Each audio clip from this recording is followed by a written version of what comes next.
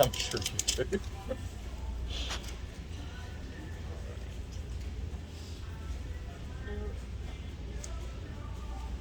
All right, just let your arm relax. Okay. Do you have any questions or anything? Mm, not much different from a regular vaccine, is it? No, your arm will be sore tomorrow. Nothing, a little Tylenol can handle. Oh, yeah, I'll be fine. I sleep on my other side anyway. All right. Appreciate you. You are back. How's that for a cold open? Yeah, I got my first dose of the Modoan. Just completely blanked on how to pronounce it now. The M one. I think it was I think it was the first one after the Pfizer. Anyway, it is one of the 2-cycle ones. And let me explain how that happened by going back to the start of my day. Because I need you to understand exactly how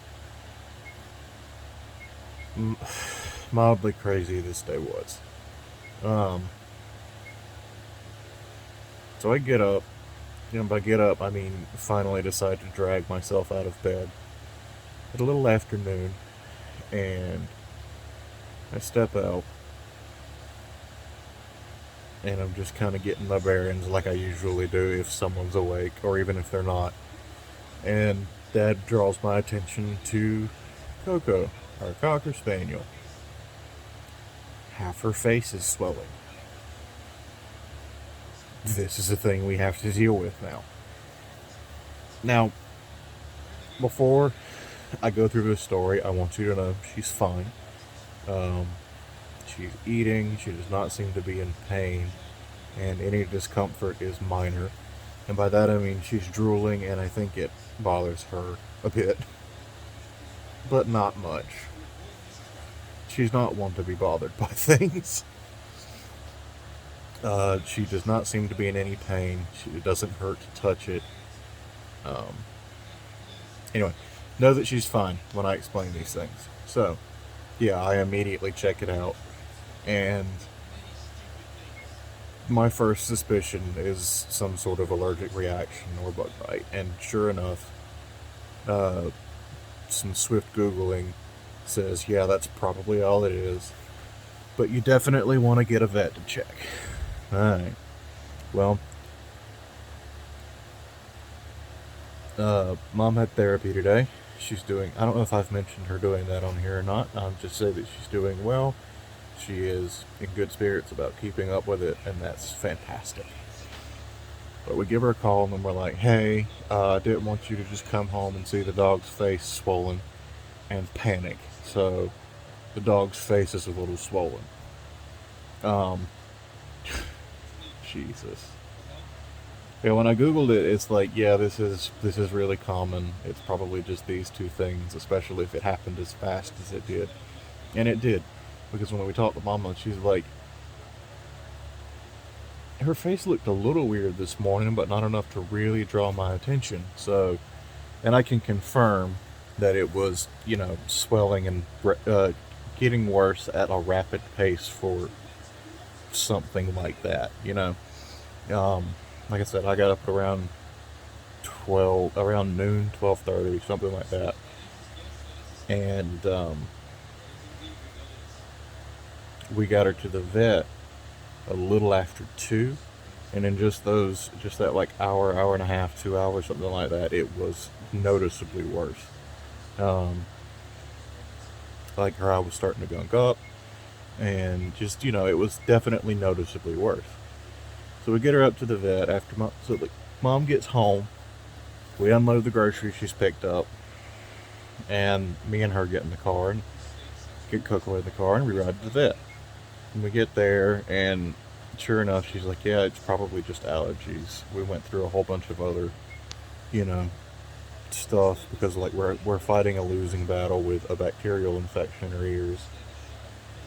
We've got it identified. They actually had to send the medicine off. They actually had to take a culture sample, send it to an off-site place.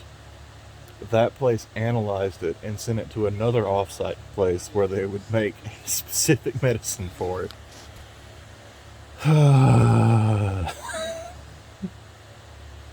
But it doesn't see. But again, these are things like all of these medical problems don't seem to bother the dog.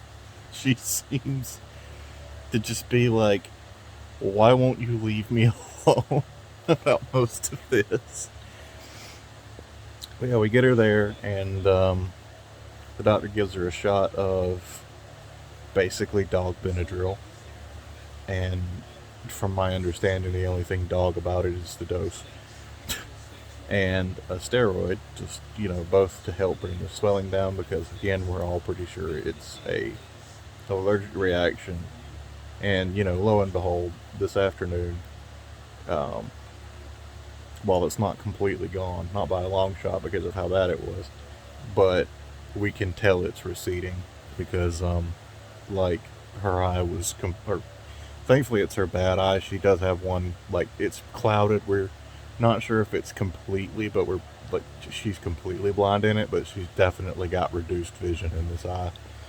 And that's the one that was swollen over, thankfully. So it wasn't really affecting her vision all that much because she was already kind of blind in that eye, if not totally blind in that eye. So, but on the way back home from the vet, I get a call from the pharmacy that fills my meds. And they're like, hey, this is the pharmacy. And the first thought that went through my head was, it just didn't, because my mom, while she was in town, picked up my meds this morning. And like I said, the first thing that went through my head was it just didn't get checked off as picked up. And I was going to be like, yeah, I've already got them. And she goes, are you interested in a COVID vaccination? And I said, yes, I am. And she said, could you come today? I said, sure. How long are you going to be there? And she said, how long do you need me to be here? I was like, all right. It was at that point she explained that basically, whether it was because of the size of the doses or whatever, or like cancellations or for whatever the reason, they had excess that day that was going to be waste if it was not used by the end of the day. And so they were just going down their patient list and calling anyone and everyone. And I just happened to be up on that list, probably because I imagine they went by like transaction or something. I don't know how they organized it, but somehow, for once, the Cosmic Lottery actually picked me for something nice. So because they called me and I said I can be there in like an hour, and she said that's great. And so we get the dog home, we get food, but I don't take the time to eat food because I don't eat fast. I used to, but I don't eat fast anymore, mostly because I eat in my room. And so I like to take my time and actually eat. So we get home and I take off, and at this point it's around 3:15. I get to the Walmart at I say the Walmart. That's the pharmacy we use as part of one of the Walmarts in town. We have two. We have a supercenter and we have a small grocery only Walmart closer to the college campus that's in town. And that's the one I use because it has a drive-through pharmacy. And when I first started getting meds again, it was right around the beginning of all this COVID crap. So I wanted to use the drive-through pharmacy for maximum safety. And Walmart had it cheapest, especially considering I'm uninsured. But anyway, I get there, roll up in there, and I'm like, hey, y'all called me about a COVID vaccine. And she's like, cool. Fill out this little bit of paperwork, and it was really not that much. It was basically, hey, who dis? You allergic to anything? Are you currently dying? But no, like the first page was insurance information just for it being on file because the vaccine is free to insured or uninsured. And for me being uninsured, all they had to do was just take down my driver's license number so they could I don't know, keep a record. I don't know why necessarily they'd need it, but I guess with insurance it'd have to be filed or something like that, and so they just want to check and make sure that you actually don't have insurance, or whatever. But like literally yesterday is when Georgia decided to start doing 16 and up. Anyway, she hands me the second page, which was like, "What's your eligibility?" And it's obviously the one they've been using so far, because it was like, "What's your age group?" And the groupings were all like 50 to 60, 60 to 60. Just like, And she said, "You want to look at the very last box," and it was something along the lines of excess dose waste avoidance or something like that. Basically, doses that would have gone to waste at the end of the day. And then the next page was, what your really like a really concise health history. Hi, who are you? Are you sick today? Do you have chronic illnesses? Preferably of the physical sort. That kind of thing. And then I hung around for a little bit. They gave me the shot. You saw that part. I hung around for about 10-15 minutes more. They ask you to do that just in case you have kind of an allergic reaction or whatever. And I went about my day. Came back home, ate my food. Life was good. The only side effect I've experienced is mild discomfort in that arm. Like, I got it in this arm, and I'm more or less laying on it now, so that should tell you it's not serious. It feels like a bruise. It's like if you've had a tetanus shot, it's that, but in my experience at least, not. It's like half a tetanus shot. So that's the worst thing I've felt so far. And if you're not aware of this, I'd like to take this time to inform you that any sort of response that you get from a vaccine will always be the same. You are not actually catching a mini version of the disease. This is a common misconception because this is the most common type of regular shot being the flu shot, and the flu shares symptoms with a general immune response. A general immune response can be fever, nausea, that kind of thing. Things that come from fever and things that come from having one, basically. And since that is often considered the early signs of a flu, people just think they're getting the mini flu. They are not. They are experiencing an immune response. You can get the same immune response from literally any type of vaccine. You can get it for your tetanus. You can get it for literally any type of vaccine. So if you get the COVID vaccine and you have a headache or a fever, you are not getting COVID-19. Your immune system is just reacting to the vaccine, which is what you want it to do, because the point of vaccines are basically basic training for your immune system in case it ever comes in contact with the actual disease. You are literally training your body to fight these diseases. And everyone that is eligible and able to get one, to me at least, I feel like it's a responsibility. And I feel like that because there are people out there who can't get vaccines, whether they be allergic to the ingredients, whether they be severely immunocompromised and like have some sort of immune disease where they can't build their immune system, so they can't get so vaccines do nothing for them. Vaccination is how we achieve true herd immunity. You've heard about that word before. Remember when the previous orange one was in office and he talked about herd immunity? Herd immunity is, you don't want to get herd immunity from everyone having it. You want to have herd immunity because everyone is immune to it.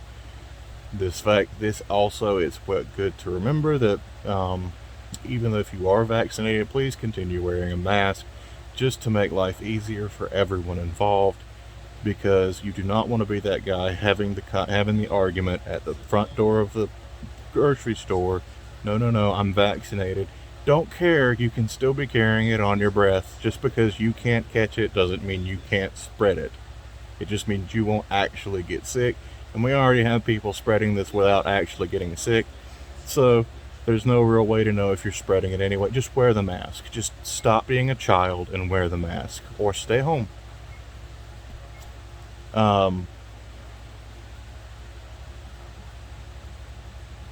I posted pretty much the same video that I opened this with on Facebook, without sound or whatever, and I just simply titled it "Don't Sleep on the COVID-19 Vaccine," and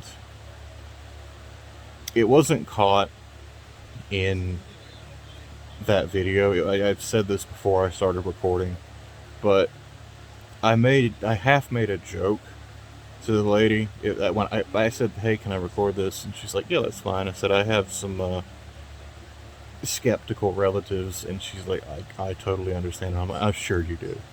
And I kind of just said that as an excuse to record it so it didn't look weird, because that was easier than saying I do a daily vlog. I do daily vlogs and I just want to log this. Comes to find out, after posting it to Facebook, I did have one of those a skeptic relative who's been fed God knows what, and come on, man, come on. Because all I said was simply, "Don't sleep on the vaccine," and it was like, and they were like, "Oh, if you're comfortable with it," and I'm like, "No, bitch, it's a responsibility. If you are able to get it." I left this alone because another friend of mine that I went to college with, who's actually in the field, was like, "Nah, get it." You specifically. I'm like, "Thank you, friend," because I was this close. But someone else beat me to it, and they were much more polite than I was gonna be, because I was straight up gonna be like, "Nope, if you are able to get it, you are not allergic to the ingredients, all that good stuff. It is a responsibility for your own safety and the safety of those around you to get the vaccine. Same reason you wear the mask. It is for your safety and the safety of those around you. It is not about your comfort level, okay? Because if you're putting your comfort in front of the health and safety of yourself and the people around you, that you're being selfish. And stop that. Stop it, or just stay home. Okay? We do so many things in life as is because we're told to. Let me put it this way. If people put a fourth of the effort they spend on themselves on doing just simple little things to make the life of people around them easier, like not bitching at a cash register because of a cashier because of a price that they have no control over. You are just raising your own blood pressure and making that person have a shitty day. Like right now, wearing a mask. Just do it.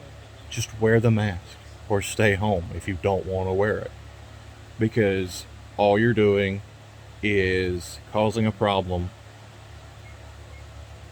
when it is I want to say, in my opinion, but I feel like this is just a fact. I feel like as a human being, we should have a responsibility to not willfully put the people around us in danger. If you're trashed, you're not supposed to drive, and people are more than, more than 9 out of 10 people, if you go, "Hey, should you drive drunk?" they go, "Fuck no, that's a stupid idea." But when you ask people to wear a mask for the sake of the people around them, all of a sudden it becomes this massive thing, when it's literally, you are protecting yourself and the people around you by not doing this, by putting a piece of cloth over your face. Can you please just put the piece of cloth over your face for the sake of you and the people around you? And it's like when I was, for some people, it's like when I was a child and I was playing with a flashlight one day. I was like 3 or 4. And I was just having fun with it. And my mom goes, now, whatever you do, don't look into the flashlight. Never had crossed my mind, you know? Just like before this, never really thought about having to wear a mask daily. In fact, if I had thought of it, it probably wouldn't have bothered me that much. But something about being told to do it activates this inane childish response in people where now they just wanna, if they're told to do it, they don't want to. Or if they're told not to do it, they really want to. So I don't know. Maybe we should tell these people they shouldn't. They can't wear masks. We tell them they're just not allowed, and they'll start flexing their First Amendment right in ways that don't get the people around them killed. But anyway, I digress. I'm tired. The rest of my day was spent doing a bit of Breath of Fire 4. I say a bit. I made decent progress considering, 5 hours of my day was all over the place. But, still enjoying it. And I'm gonna go to sleep now because I'm tired. And I'll probably just go on another rant if I keep talking. So, stay safe, wear your mask, get a vaccine if you can. I know with my age group, I was extremely lucky on getting in this early. I'm not saying, like, if you're not vaccinated by tomorrow, I'm going to punch you in the throat. But, at the very least, get yourself on a waiting list. And wear a mask, stay safe. And if you won't do it for yourself, do it for the people around you. And if you won't do it for the people around you, you're a shitty person. Catch you tomorrow.